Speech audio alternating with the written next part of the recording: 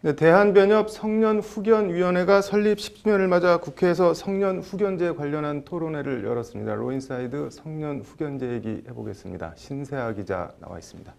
신 기자, 일단 성년후견제가 뭔지 설명이 좀 필요할 것 같은데요. 네, 이 성년후견제도는 치매나 고령자 그리고 발달장애인, 정신장애인 등 의사결정 능력이 떨어지는 사람들의 네. 사회 경제 생활을 말 그대로 후견인을 지정해서 돕도록 하는 제도입니다. 네. 지난 2013년에 처음 도입돼서 이제 올해로 시행 8년째를 맞이하고 있는데요. 네. 이제 현재 우리나라에는 이제 이처럼 의사결정 능력이 부족해서 후견인이 필요한 이제 사람들이 치매 인구 75만 명을 포함해 약 100만 명 정도 되는 것으로 추산이 되고 있습니다. 네. 이렇게 우리 사회가 점차 고령화가 되면서 이제 성년 후견제 필요성은 점점 더 커지고 있는 상황입니다. 네, 뭐 후견인들이 구체적으로는 어떤 일을 하는 건가요? 예전에는 이제 행위 무능력자라고 해서 뭐 네. 한정치산, 금치산 제도라는 게 있었는데요. 네. 이 성년 후견제 전에는 한정치산자나 이제 금치산자의 행위 능력을 일률적 또는 이제 획일적으로 제한을 했습니다. 네. 이제 쉽게 말해서 법적으로 이제 아무것도 못하게 했다 이렇게 보시면 될 것 같은데요. 네. 이렇게 해놓고 뭐 가족이나 친족들이 이제 한정치산자나 금치산자를 돌보게 했는데 이제 재산만 쓱 빼돌리고 나몰라라 하는 이제 부작용들이 네. 있었던 것도 사실입니다. 그래서 성년 후견제는 이런 일률적 행위 제한에 따른 이제 폐단을 좀 해소하기 위해서 네. 후견의 범위를 좀 개별적으로 세분화를 했고요. 이를 통해서 피후견인 본인의 의사와 잔존 능력을 최대한 존중하면서도 네. 금융거래와 같은 이런 재산 관련한 분야에서부터 치료나 요양, 이런 신상에 관한 분야까지 이제 실질적이고 좀 폭넓은 도움을 주자 이런 취지입니다. 네. 뭐 취지는 좋은데 운영은 어떻게 잘 되고 있나요? 이제 이런 운영이 좀 문제점으로 꼽힙니다. 이제 네. 후견인이 필요한데 네. 후견인의 도움을 받는 사람은 이제 1% 정도밖에 안 된다고 하는데요. 네. 이제 앞서 후견인의 도움이 필요한 사람이 100만 명 정도다라고 하면 이 가운데 이제 10,000명 정도밖에는 이제 이런 도움을 받지 못하고 있는 겁니다. 왜 그렇게 이용이 저조한 건가요?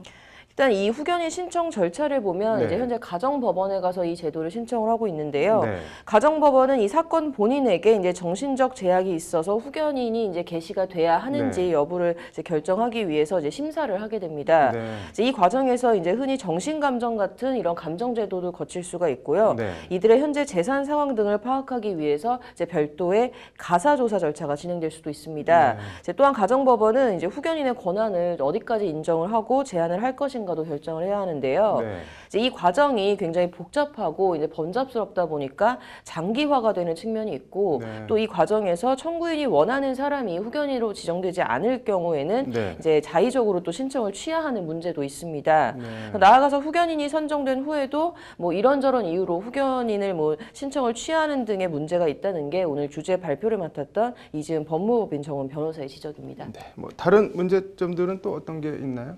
이렇게 해서 뭐 어렵게 후견 네. 개시 심판 결정이 난 이후에도 여러 네. 문제점들이 지적이 되는데요. 일단 이제 재산 조사상의 문제가 있습니다. 네. 후견인이 피후견인의 재산 목록을 작성하기 위해서는 네. 이제 현재 정부 3.0 안심 상속 원스톱 서비스를 이용하고 있는데요. 네. 이제 이를 이용할 경우에는 피후견인이 사망한 경우와 동일하게 피후견인의 모든 이제 계좌가 동결이 된다고 합니다. 네. 그래서 사후에 이거를 이제 일일이 이제 풀어야 되는 문제가 있고 네. 금융기관에서의 이제 또 실무적 문제도 이제 있는데요. 네. 만약에 피후견인 명의통장 개설이나 부동산 담보대출 등을 이제 후견인을 대리해서 각종 네. 금융 업무를 수행해야 하는데 이제 금융기관 직원들이 이 후견제도를 잘 모르다 보니까 네. 이제 각종 업무 신청이 좀 근거 없이 불어댄 사례도 많다고 하는데요. 네. 이제 그 외에도 이제 법원 허가가 필요하지만 허가 결정이 지연되는 등 여러 문제점들이 또 꼽혔습니다. 뭐 제도가 좋은 취지로 시행은 됐는데 운영이 아직 덜 정착됐다는 얘기 같은데 그래서 어떤 대안들이 제시가 됐나요?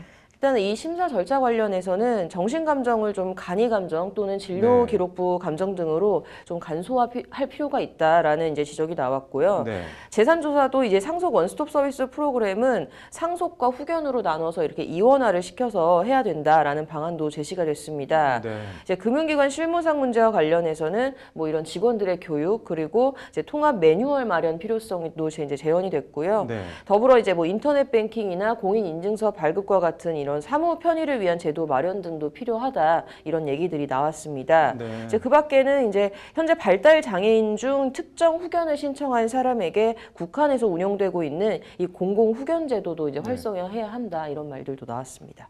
공공 후견은 또 뭔가요? 이 제도는 이제 2014년 5월에 네.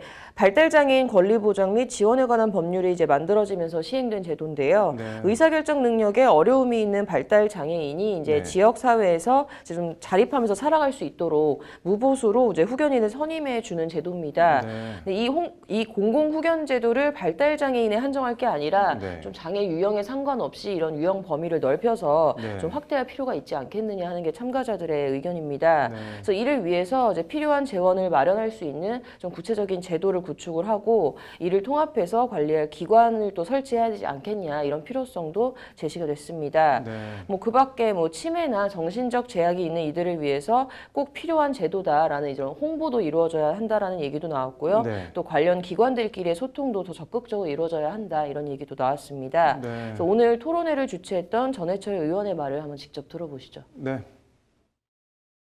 아직은 성년 후견 제도에 대해서 국민들이 충분하게 알고 있지는 않구나라고 생각을 하고 좀 더 나아가서는 그걸 필요한 분들이 활용하고 실제로 이용하는 데는 아직은 못 미치고 있지 않은가라는 생각을 했습니다. 그런 면에서 좀 더 많은 홍보 등이 네, 좋은 취지로 시작된 만큼 보완이 잘 돼서 제대로 시행이 잘 됐으면 좋겠네요. 오늘 잘 들었습니다.